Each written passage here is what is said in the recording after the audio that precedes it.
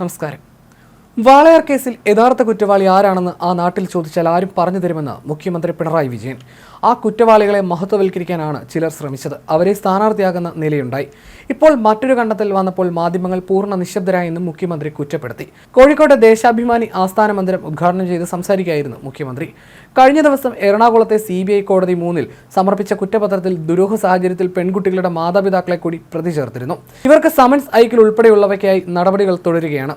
തങ്ങളെ പ്രതി ചേർത്ത CBI കുറ്റപത്രം റദ്ദാക്കണമെന്ന് ആവശ്യപ്പെട്ട് മാതാപിതാക്കൾ CBIക്കെതിരെ ഹർജി നൽകിയിരുന്നു.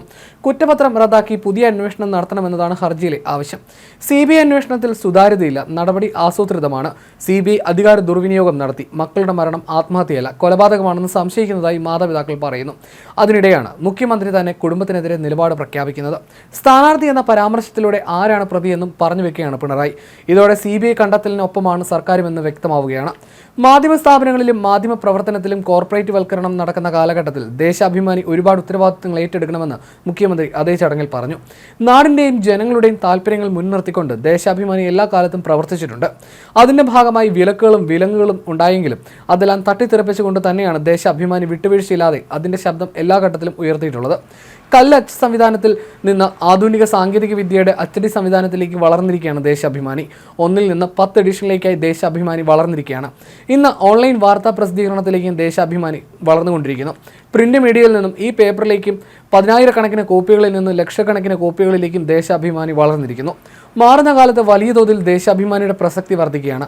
നമ്മുടെ പുരോഗമന സംസ്കാരത്തിന് ഇടിവ് വരുത്താൻ മനഃപൂർവ്വമായ ശ്രമങ്ങൾ നടക്കുന്ന കാലമാണിത്.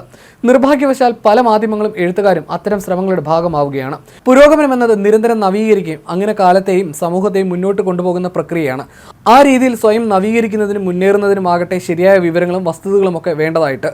അങ്ങനെയുള്ള വിവരങ്ങൾ വായനക്കാരിലേക്ക് എത്തിക്കുക, ഇതാണ് ദേശാഭിമാനി ചെയ്യുന്നത്. പലരും പറയാത്തതും മറച്ചു വെക്കുന്നതുമായ സത്യങ്ങൾ ദേശാഭിമാനി ജനങ്ങളെയും നാടിനെയും അറിയിക്കുന്നു. തങ്ങൾക്ക് ഹിതമായത് മാത്രം അറിയിക്കുന്ന മാധ്യമങ്ങൾ വായനക്കാരന്റെ അറിയുവാനുള്ള അവകാശത്തെ ഹനിക്കുകയാണെന്നും മുഖ്യമന്ത്രി പറഞ്ഞു. ഇന്ത്യൻ മാധ്യമരംഗം മുഴുവൻ വലിയ കോർപ്പറേറ്റുകളുടെ പിടിയിലായിരിക്കുകയാണ്. രാജ്യത്തെ വമ്പൻ കോർപ്പറേറ്റ് സ്ഥാപനത്തിന്റെ കീഴിൽ 28 എക്സ്ക്ലൂസീവ് മാധ്യമ സ്ഥാപനങ്ങളുണ്ട്.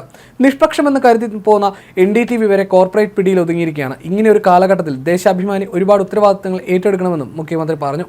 ഇതിനൊപ്പമാണ് വാളയാറിലും മാധ്യമങ്ങൾക്ക് ഇരട്ടത്താപ്പുണ്ടെന്നും പിണറായി പറഞ്ഞു വെക്കുന്നത്. മക്കളുടെ കൊലപാതകികളെ കണ്ടെത്തുന്നവരെ എന്ത് ത്യാഗം സഹിച്ചും പോരാടുമെന്ന് വാളയാർ കുട്ടികളുടെ അമ്മ കഴിഞ്ഞ ദിവസം പറഞ്ഞിരുന്നു. കട്ടവനെ കിട്ടിയില്ലെങ്കിൽ കിട്ടിയവനെ പ്രതിയാക്കിയാണ് CBI ചെയ്യുന്നതെന്നും അവർ പറഞ്ഞു. ഇത്രയും കാലം പോലീസ് കേസ് അന്വേഷിച്ചിട്ടും മാതാപിതാക്കൾക്കെതിരെ അന്വേഷണം വന്നിട്ടില്ല. പ്രതികളെ എത്രയും വേഗം പിടികൂടാനാണ് CBI അന്വേഷണം വേണമെന്ന് ആവശ്യപ്പെട്ടത്. എന്നാൽ CBI ഞങ്ങൾക്കെതിരെ കുറ്റപത്രം തയ്യാറാക്കിയെന്നാണ് അവരുടെ പരാതി. ജയിലിലാകേണ്ടി വന്നാൽ കുടുംബത്തോട് ആത്മഹത്യ ചെയ്യുമെന്നാണ് എല്ലാവരും കരുതുന്നതെങ്കിൽ അങ്ങനെ ചെയ്യില്ലെന്നും ജയിലിൽ കിടക്കേണ്ടി വന്നാലും യഥാർത്ഥ കൊലപാതകികളെ കണ്ടെത്തും വരെ കാത്തിരിക്കുമെന്നും അവർ പറഞ്ഞിരുന്നു. ഇതിനിടയിലാണ് മുഖ്യമന്ത്രി തന്നെ വാളയാറിലെ പ്രതികൾ ആരെന്ന് നാട്ടുകാർക്ക് അറിയാമെന്ന് പറഞ്ഞ് CBI ന്യായീകരിക്കുന്നത്.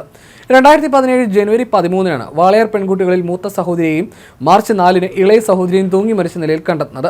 കേസിൽ മുഴുവൻ പ്രതികളെയും വിചാരണ കോടതി വെറുതെ വിട്ടതോടെ CBI അന്വേഷണത്തിന് ഹൈക്കോടതി ഉത്തരവിട്ടു. CBIയുടെ ആദ്യ കുറ്റപത്രം തള്ളിയ കോടതി വിശദമായ അന്വേഷണത്തിന് നിർദ്ദേശിച്ചു. തുടർന്നാണ് CBI രണ്ടാമതും കുറ്റപത്രം സമർപ്പിച്ചത്.